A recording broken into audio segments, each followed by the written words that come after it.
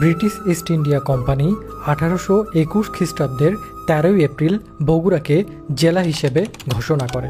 সেই অনুযায়ী আজ এই জেলা প্রতিষ্ঠার 203 বছর পূর্ণ হল।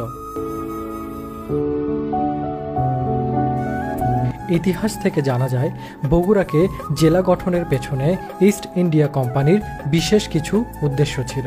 তার মধ্যে গুরুত্বপূর্ণ ছিল প্রশাসনিক, রাজস্ব আদায় ও শান্তি শৃঙ্খলা রক্ষা করা।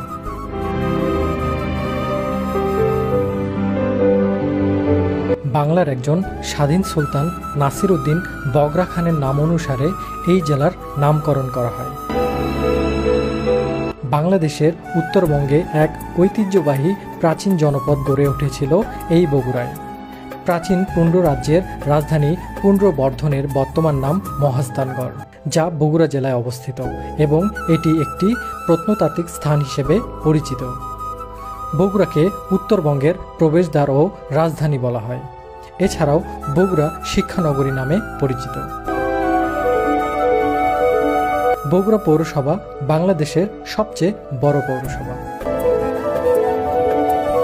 শুভ জন্মদিন বগুড়া জেলা।